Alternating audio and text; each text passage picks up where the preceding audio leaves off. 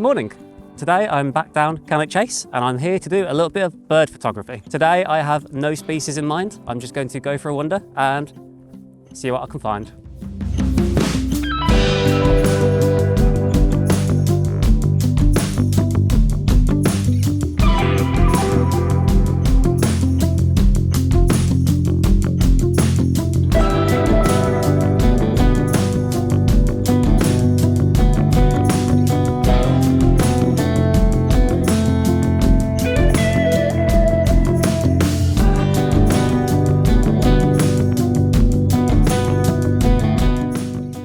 So one of the main things I really love about the chase is just the abundance of stonechat they have here. Now, obviously they're a common bird, but they're a bird I absolutely adore. I think they're beautiful. And they're such a brave little species. So they'll sit on top of any little bush or any little bit of heather and just effectively chat away. That's, I guess, how they got their name. But yeah, they're absolutely everywhere around here. If you just sort of stop to take the time just to look around, eventually you'll see some pop up.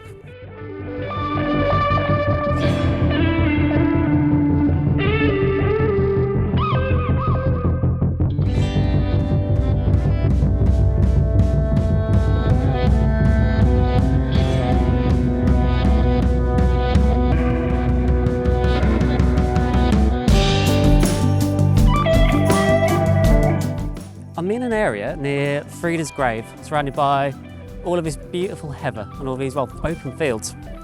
Now, other than stonechats, so far I've seen probably around 7 or 8 swallows, but you know, as usual, wasn't prepared for them, so I couldn't really get a shot.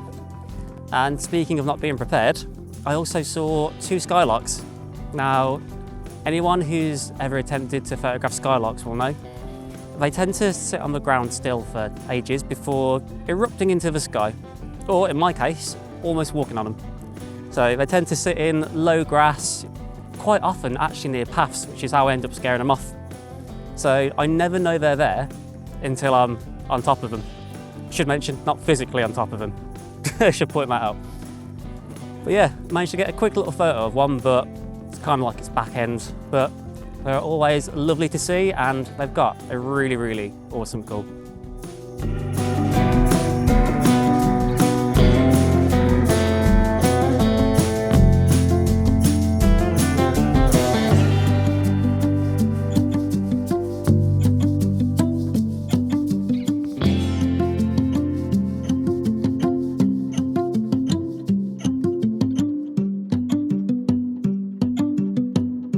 Just stopping for a quick bit of a morning coffee, but I've got to tell you, I just had a kestrel hovering nearby and I just fully goofed the settings.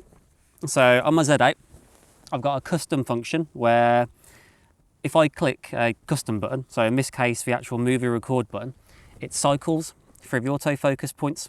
So I don't need to hold a button down and twist a control dial. So this really speeds things up because, you know, I've got 3 points selected, and so when I click my button, it'll just cycle through those 3 chosen points. Now, when the kestrel popped up, I was in the completely wrong focus mode. So, click the button to cycle through to the correct focus area. So, you know, a wide focus area because it was against the sky. But after getting to the correct focus area, I completely forgot which button I needed to actually start the recording itself, which in my case is the shutter button. So, oops, frankly, my custom buttons working a little against me. But you know, this is only like the second time I've been out with this actual custom layout, so I think I'll get used to it pretty quickly with any luck.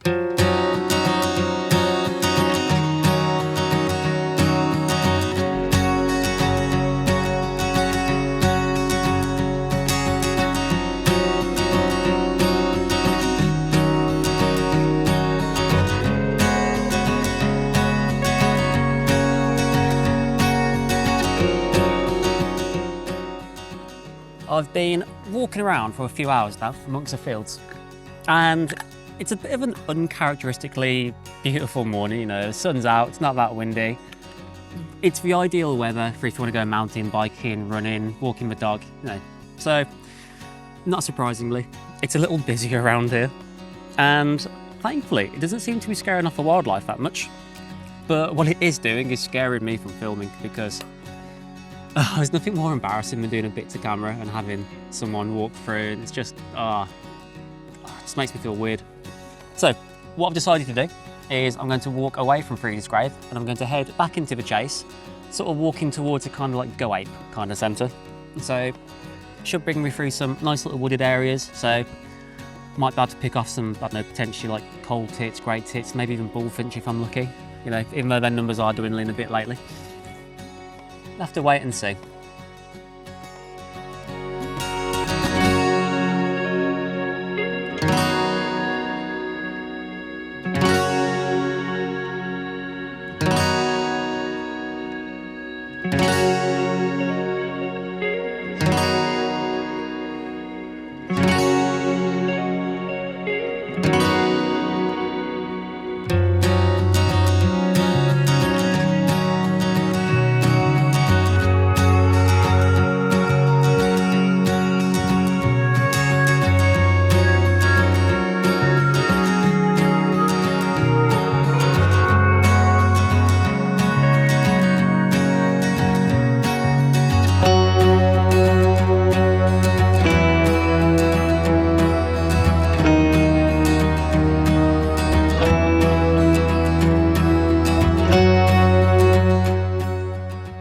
This awesome little area consisting of what I think are oak trees. Now, the area itself seems pretty quiet, even though it is on a path, but with all these trees, a lot of them have little like nooks and crevices from where, by the looks of it, limbs have fallen off over the years. So I've just been walking back and through, just having a look at all the little holes and crevices, just hoping to see a little barn owl or tawny owl just chilling, but so far, no luck, so maybe next time, but yeah. I think this is an awesome little location.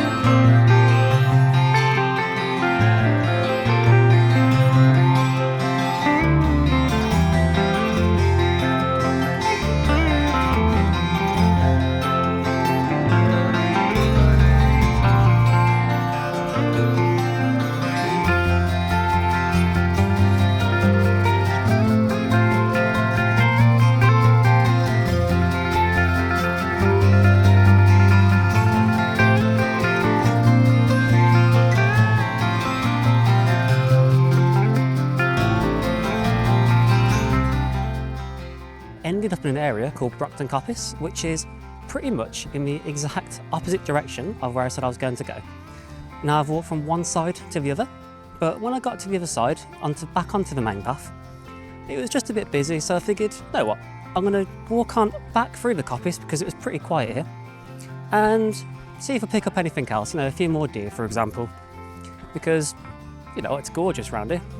But yeah, when I get back to the other main path, the one I started on, from there, I will then head back to this sort of go ape area and hopefully catch something cool along the way.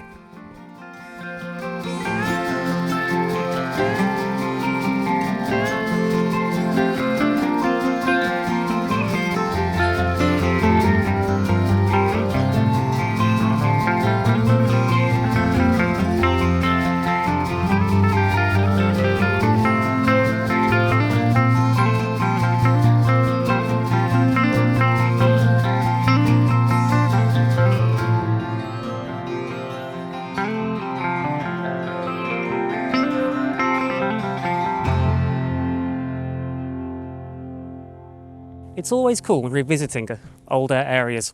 So the last time I was here, it was the height of summer, and as we currently stand, we are 2 weeks away from the start of autumn. Now, the last time I was here, this location was absolutely filled with the call of willow warblers and tree pipits and the occasional redstart. Whereas now, there's nothing. The occasional chiff-chaff and just the sound of the wind coming through the trees.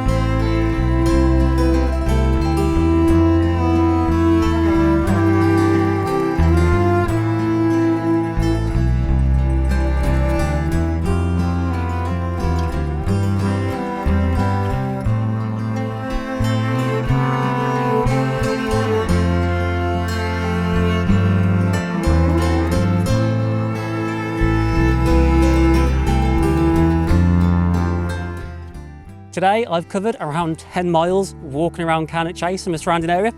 And you know what, I've seen some pretty cool stuff, from the red deer in Brockton Coppice, for bullfinch, for chaffinch, great tits, blue tits, you know, the full works. Anyway, I think 10 miles is just about enough for me today.